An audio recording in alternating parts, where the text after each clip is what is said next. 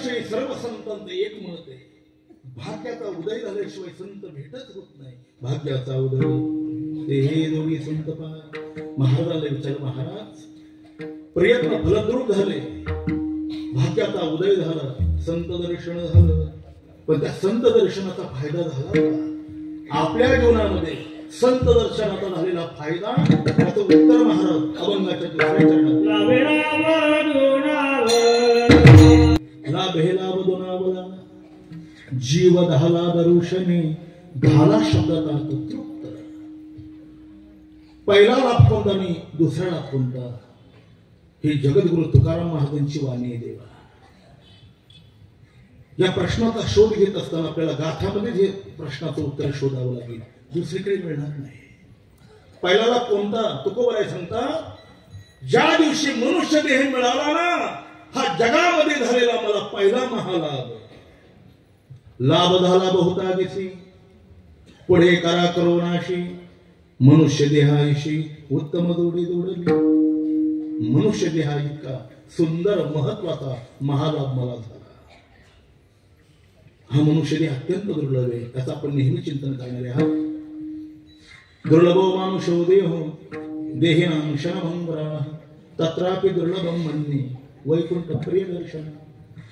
अलीकडच्या सायन्सचं जीवन जगणाऱ्या विद्यार्थ्यांना वाटतंय हे बोलतात नाही, असं काय दुर्लभ आहे? दुर्लभ आहे देवा. आमच्या लहानपणी एखादं मूल रडू लागलं ना, आजी त्याला मांडीवर घ्यायची, चुलीतली राख त्याच्या कपडाला लावायची आणि त्याला म्हणायची, रडू नको. का रडतो? आजा नोकरी आला म्हणे. आता धर्मशाळेत भाकरी वाचून मेलेला म्हातारा पुन्हा कशाला नोकरी येईल देवा? असं सहज होत असत. त्याच्या सहजासहजी जर मनुष्य देह मिळाला असता तर परमार्थाची हे खटाटोप करायची काय गरज होती देवा? नरदेह दुर्लभ जाणं अत्यंत दुर्लभ आहे.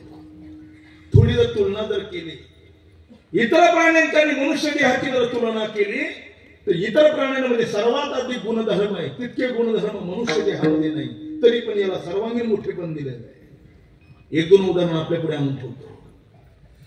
मनुष्य किती जरी सुंदर झाला तरी मोरा इतका सुंदर होऊ शकत नाही देवा. मनुष्य किती बलाढ्य झाला, हत्ती इतका बलाढ्य होणार नाही. मनुष्य किती पराक्रमी झाला, सिंह इतका पराक्रमी होणार नाही. आणि मनुष्य किती गुणवान झाला तर राजहंस इतका गुणवान होणार नाही. प्रातस्मरणी गुरुवडे सद्गुरुनाथ धुंडा महाराज देखील म्हणायचे, काही प्राण्यांना तर देवाने जन्मसिद्धी दिलेली आहे. त्या अनेक प्राण्यांमध्ये पहिलं नाव त्याचं नाव गाढव. गाढवाला काय जन्मसिद्धी आहे? पाण्यामध्ये जर विष टाकलं तर जगातल्या एकाच प्राण्याला कळतं आणि दिसतं, त्याचं नाव गाढव. म्हणून तर पूर्वीच्या काळी राजे लोक युद्धाला जात असताना घोडदळ बरोबर घेऊन जायचे, त्याच्यात एक गाढव घेऊन जायचे. का? परकीय शत्रूने आपल्या सैन्यांच्या पाण्याच्या पिण्याच्या साठ्यात विष घालून घात करू नये म्हणून ते जलाशयातलं पाणी असं पात्रामध्ये घ्यायचे आणि गाढव कुठे ठेवायचे.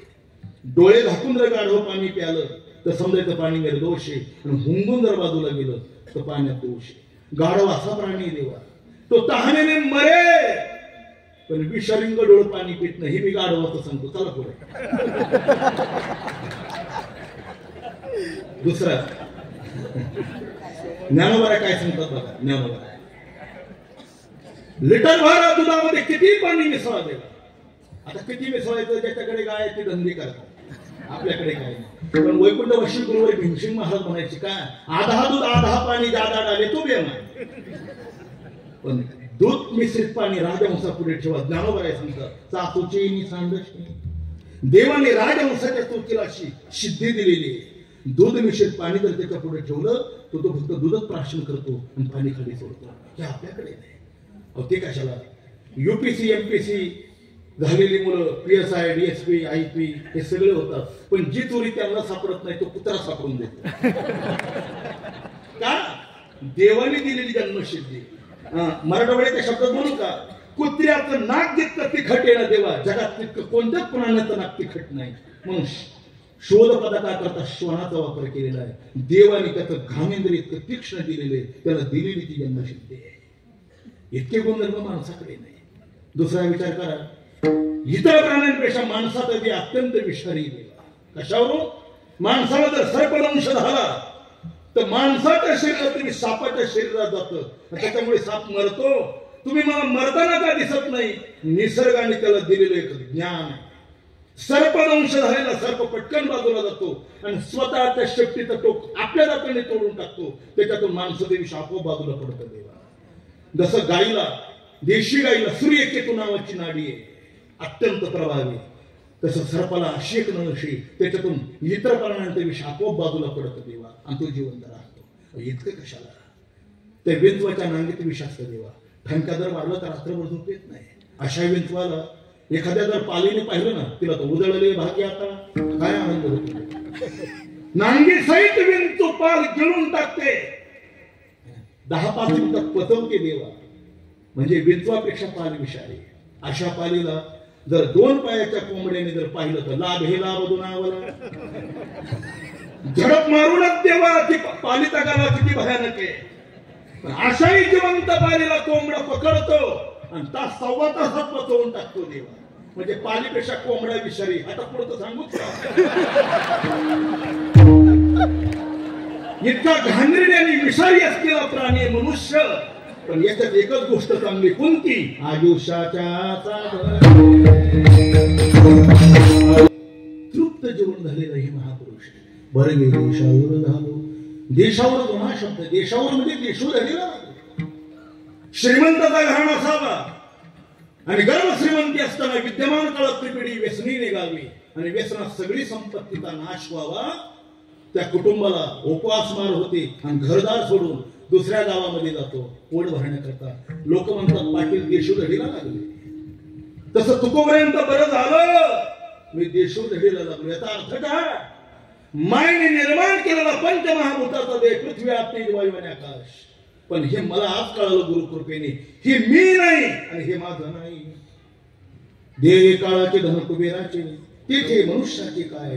देहरूपी देशाचा मी त्याग केला आणि स्वस्वरूप असलेला भगवान सच्चिदानंद, त्या सच्चिदानंदाच्या आणि प्रांगणामध्ये, त्या प्रांतामध्ये मी प्रवेश केला.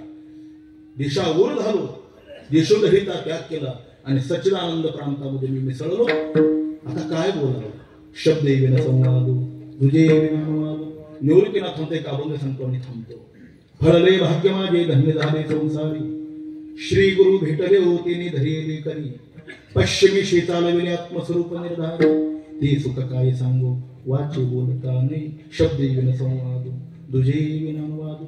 भगवत स्वरूप अवस्था प्राप्त झाल्यानंतर तो आलेला अनुभव शब्दामध्ये व्यक्त करता येत नाही. तो शब्दात येते. तो कुबऱ्यानंतर काय बोलावं? लाभ हे लाभ गुणावला, जीव दहाला दरुशने श्री गुरु ज्ञानेश्वर.